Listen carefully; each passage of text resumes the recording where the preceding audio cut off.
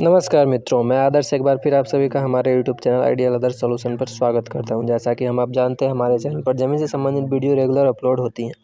तो आज के थंबनेल को देखकर आप समझ चुके होंगे कि हम आज किस विषय पर चर्चा करेंगे। यहाँ थंबनेल में लिखा हुआ है, जो माता पिता की संपत्ति में बंटवारा करते समय बेटे के अधिकार पर 2 नए नियम हमारी मोदी गवर्नमेंट यानी केंद्र सरकार के द्वारा लगाया गया है। तो चलिए शुरू करते हैं और देखते हैं जो माता पिता की संपत्ति के बंटवारा करते समय हमें किन किन नियमों का ध्यान रखना चाहिए और किस प्रकार से इस बंटवारा का जो है वो प्रावधान दिया गया है। उसके बाद आप मित्रों यहाँ पर देख सकते हैं, लिखा हुआ है, सरकार का बड़ा फैसला, बेटे को माता पिता की संपत्ति पर तब तक नहीं मिलेगा हक। इसमें कुछ शर्तें लगाई गई हैं, शर्तें और नियम लागू हैं। तो चलिए एक एक करके इन सारी शर्तों को और नियमों को देखते हैं और समझते हैं। तो चलिए शुरू करते हैं। आप लोग से अनुरोध है कि हमारे चैनल को सब्सक्राइब जरूर कर लें। हमारा चैनल ज़मीन से संबंधित अपडेट को टाइम टू टाइम देता रहता है। चलिए मित्रों आगे पढ़ते हैं। आगे यहाँ लिखा हुआ है कि भारत में संपत्ति के अधिकार, प्रॉपर्टी राइट्स को लेकर हमेशा से ही चर्चा होती रहती है। माता पिता की संपत्ति पर बेटों का अधिकार एक महत्वपूर्ण सामाजिक और कानूनी मुद्दा है। हाल ही में सरकार ने इस विषय पर एक बड़ा फैसला लिया है, जिससे संपत्ति के अधिकारों को लेकर नई शर्तें लागू की गई हैं। संपत्ति के अधिकार को लेकर बेटे के माँ बाप की संपत्ति पर जो अधिकार होता है, उससे संबंधित कुछ नियम यहाँ पर लागू की गई हैं। तो चलिए देखते हैं जो कौन कौन से नियम जो है यहाँ पर लागू किए गए हैं। तो देखिए मित्रों, यहाँ पर लिखा हुआ है, इस नए नियमों के अनुसार अब बेटों को माता पिता की संपत्ति पर तभी अधिकार मिलेगा जब वे कुछ खास शर्तों को पूरा करेंगे। इस फैसले का उद्देश्य न केवल माता पिता के अधिकारों की रक्षा करना है, बल्कि यह सुनिश्चित भी करना है कि उनकी संपत्ति का उपयोग सही तरीके से किया जाए। आइए विस्तार से जानते हैं जो इस नए फैसले और इसके प्रभाव के बारे में, क्या क्या प्रभाव इस पर देखने के लिए मिला है और इस नए फैसले को किस तरह से इम्प्लीमेंट किया जा रहा है।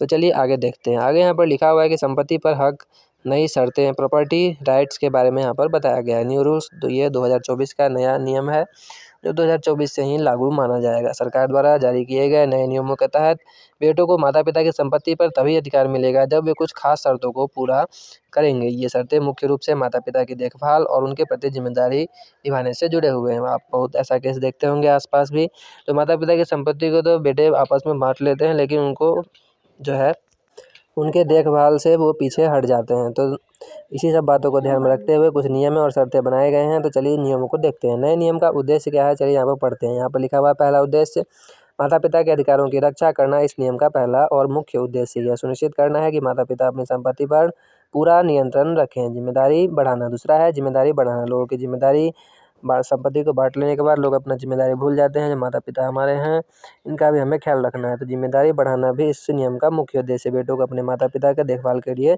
प्रेरित करना भी इस नियम का मुख्य उद्देश्य है। सामाजिक संतुलन, पारिवारिक विवादों को कम करने और सामाजिक न्याय को बढ़ावा देने के लिए भी ये नियम को बनाया जा रहा है, जिससे सामाजिक न्याय मिल सके और किसी भी माँ बाप जो अपने बच्चे उससे बेघर कर देते हैं वो नहीं हो। आगे मित्रों यहाँ पर लिखा गया है कि नियमों का संक्षिप्त विवरण, overview of property rights new rule 2024। नियम लागू होने की तारीख, नियम लागू जो है 1 जनवरी 2024 से नियम लागू माना जाएगा। किस पर लागू होगा, सभी भारतीय नागरिक पर लागू होगा। मुख्य शर्तें इसकी माता पिता की देखभाल और सहमति करना है।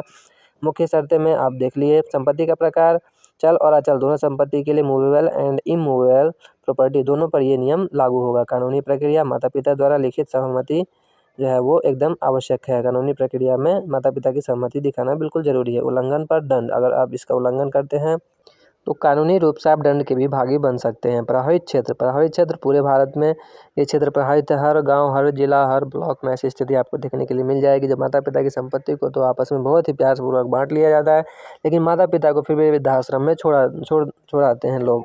तो ऐसे ही लोगों के लिए शर्तें मुख्य रूप से बनाई गई हैं, लेकिन ये शर्तें सभी लोगों पर लागू हैं। नई शर्तें क्या हैं, चलिए इसे पढ़ते हैं। सरकार ने इस फैसले में कुछ खास शर्तें जोड़ी हैं, इनका पालन करना अनिवार्य होगा। इन शर्तों का मुख्य उद्देश्य यह सुनिश्चित करना है कि बेटे अपने माता पिता की देखभाल करें और उनके प्रति जिम्मेदार रहें। उनको किसी प्रकार की दवाई दारू अगर व्यवस्था हो तो उन्हें वो उपलब्ध कराएं। तो ये था इस शर्त का मुख्य उद्देश्य और शर्त के बारे में जानकारी। चलिए आगे मित्रों देखते हैं इस शर्त के बारे में क्या कहा गया है। फिर से मैं आपसे अनुरोध कर रहा हूँ, अगर आपने हमारे चैनल को सब्सक्राइब नहीं किया है तो कृपया करके हमारे चैनल को सब्सक्राइब कर घंटा का बटन जरूर दबा दें। जो भी महत्वपूर्ण सूचना हमारे चैनल पर आए तो आप लोग उसे देखकर समझ सकें। मुख्य शर्तें में पहला शर्त है, माता पिता की सहमति अनिवार्य होना चाहिए। बेटा तभी संपत्ति पर दावा कर सकता है जब माता पिता लिखित रूप में सहमति दे। जबरदस्ती आप अपने माता पिता की संपत्ति को अपने अधीन नहीं कर सकते हैं। दूसरा है देखभाल की जिम्मेदारी, बेटा को यह साबित करना होगा कि वह माता पिता की आर्थिक एवं भावनात्मक जरूरतों का ध्यान रख रहा है कि नहीं रख रहा है। उसे माता पिता के अपने आर्थिक, अगर उनको आर्थिक किसी भी चीज़ का ज़रूरत है तो उसे भी अवेलेबल कराना है और भावनात्मक रूप से भी उनके साथ जुड़कर रहना है। उसके बाद है कानूनी दस्तावेज़ का ज़रूरी है। आपको ये सब काम करने के लिए कानूनी दस्तावेज़ की भी आवश्यकता होगी। तो संपत्ति के हस्तांतरण के लिए कानूनी दस्तावेज़ और गवाह भी अनिवार्य होंगे। जो आपके ग्रामीण समाज के लोग हैं उनमें से आपको गवाह भी बना के रखना है। संपत्ति विवाद समाधान प्रणाली, किसी भी विवाद के समाधान के लिए विशेष अदालतें स्थापित की जाएंगी। उसके बाद देखिए मित्रों, यहाँ पर लिखा हुआ है कि इस फैसले का समाज पर प्रभाव क्या पड़ेगा। तो चलिए देखते हैं जो इस फैसले को लागू करने से समाज पर कैसा प्रभाव, सकारात्मक या नकारात्मक प्रभाव देखने के लिए मिलेगा। तो यहाँ लिखा हुआ है कि इस नए नियम का समाज पर गहरा प्रभाव पड़ने वाला है। यह न केवल पारिवारिक संबंधों को मजबूत करेगा बल्कि माता पिता को उनकी संपत्ति पर अधिक नियंत्रण भी बनाने में मदद करेगा। इसका आपको सकारात्मक, हम लोग जैसा जानते हैं मित्रों कि कोई भी नियम अगर बनता है तो उसका सकारात्मक और नकारात्मक, पॉजिटिव और नेगेटिव दोनों इम्पैक्ट पड़ता है। तो चलिए सकारात्मक प्रभाव के बारे में देखते हैं। सकारात्मक प्रभाव के बारे में यहाँ पर लिखा हुआ है कि पहला, माता पिता को आर्थिक सुरक्षा मिलेगी। पारिवारिक विवाद जो होंगे वो कम हो जाएंगे। माता पिता को जो है फाइनेंशियली पूरा सुरक्षा मिलेगा। उनको किसी भी चीज़ का ज़रूरत होगा तो वो उसे अवेलेबल करा पाएंगे। पारिवारिक विवाद जो होते हैं वो खत्म हो जाएंगे। बेटे में जिम्मेदारी की भावना उत्पन्न होगी और कानूनी रूप से जो माता पिता है वो सुरक्षित हो जाएंगे। वृद्धाश्रम जाने वाले बुजुर्गों की संख्या में कमी आएगी। बिल्कुल तो खत्म नहीं होगा, ये हम भी जानते हैं, लेकिन कुछ कमी आएगी ये नियम बनाने के बाद। अभी आप देखते होंगे वृद्धाश्रम में वृद्ध लोगों के रहने के लिए जगह नहीं है। बच्चे बड़े होते हैं, अपने परिवार में उलझ जाते हैं, माता पिता को वृद्धाश्रम भेज देते हैं। तो ऐसी समस्याओं को देखने में कुछ कमी नज़र आएगी। उसके बाद है नकारात्मक प्रभाव। कुछ मामले में पारिवारिक तनाव बढ़ सकता है। बेटियां और अन्य उत्तराधिकारियों के अधिकारों पर सवाल भी उठ सकते हैं। इस नियम के आने से कुछ नकारात्मक प्रभाव ये होंगे, जब मामले में पारिवारिक तनाव जो होगा बढ़ जाएगा। बेटे माँ बाप से ये चीज़ का दबाव बना सकते हैं जिस कानून को नहीं लाए, इस कानून को इम्प्लीमेंट नहीं करें अपने घर में। तो ऐसा भी आपको पारिवारिक तनाव देखने के लिए मिल सकता है। तो चलिए आगे देखते हैं आगे क्या लिखा है। क्या बेटियों पर भी लागू होंगे ये नियम? तो इसका जवाब है हाँ, बेटियों पर भी ये नियम लागू होंगे। यह सवाल अक्सर उठता है कि यह नियम क्या बेटियों पर भी लागू होंगे। हालांकि सरकार ने अभी तक इस बारे में कोई स्पष्ट दिशा निर्देश दिया है कि नहीं दिया है जो बेटी पर लागू होगा कि बेटा पर लागू होगा। लेकिन आप अगर अपने माता पिता की संतान हैं तो आप पर ये नियम लागू होगा।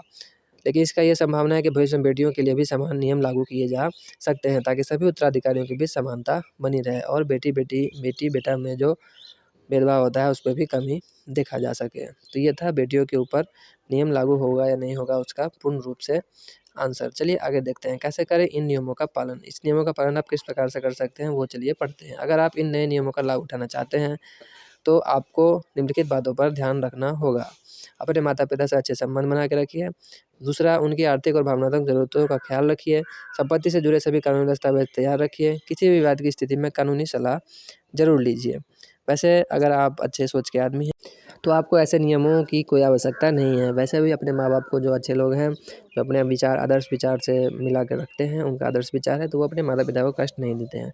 लेकिन ये वैसे लोगों के लिए नियम बनाया जा रहा है जो अपने बूढ़े होने पर माता पिता से घृणा करने लगते हैं और उन्हें अपने आप से अलग कर देते हैं।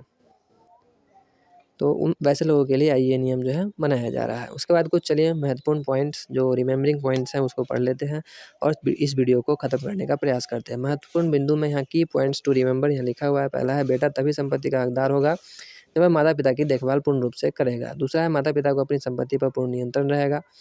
वो जब चाहे जो कर सकते हैं। अगर बेटा पोता उनका जो है अगर उसका सेवा नहीं कर रहा है तो वो उसे घर से बेघर भी कर सकते हैं। किसी भी बात को सुलझाने के लिए विशेष अदालतें बनाई जाएंगी, उसमें उनकी समस्या पर सुनवाई किया जाएगा।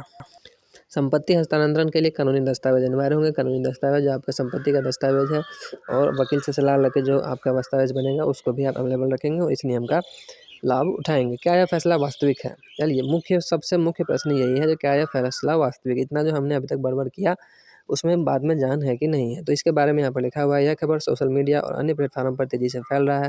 हालांकि अभी तक सरकार ने इस बारे में कोई आधिकारिक घोषणा नहीं की है, लेकिन इस पर नियम बनाने का अभी भी थिंकिंग चल रहा है। यह संभव है कि यह अखबार अफवाह या अर्थ सत्य हो, इसलिए इस विषय पर किसी भी निर्णय से पहले सरकारी अधिसूचना या आधिकारिक बयान का इंतजार जरूर करें और अपने आसपास के कानूनी लोगों से जाकर सलाह विचार भी जरूर लें। तो ये था इस फैसले के बारे में, वास्तविक घटना का नियंत्रण।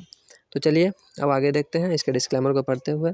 कोई भी चीज़ को हम अपनी वीडियो में बताते हैं, लास्ट में डिस्क्लेमर बताते हैं। डिस्क्लेमर पढ़ते हुए आज की वीडियो का अंत करते हैं। यहाँ लिखा हुआ यह लेख केवल जानकारी प्रदान करने के उद्देश्य से लिखा गया है। इसमें दी गई जानकारी विभिन्न स्रोतों और अफवाहों पर आधारित हो सकती हैं, लेकिन हमने कोशिश किया है जो आपको सटीक जानकारी ही दिया जाए। कृपया किसी भी कानूनी या वित्तीय निर्णय से पहले विशेषज्ञ से सलाह जरूर लें और किसी वकील से सलाह जरूर लें और सरकारी अधिसूचना की पुष्टि करें, और ये पुष्टि होने के बाद ही आप किसी तरह का कदम उठाएँ। आप लोग से फिर मैं अनुरोध कर रहा हूँ वीडियो के अंत में, अगर आपने अभी तक भी हमारे चैनल को सब्सक्राइब नहीं किया है तो हमारे चैनल को सब्सक्राइब जरूर कर लें।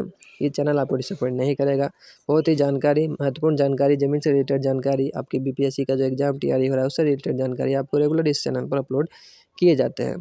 तो आपने वीडियो यहाँ तक देखा है उसके लिए बहुत बहुत तहे दिल से धन्यवाद और आदर्श का प्यार भरा नमस्कार।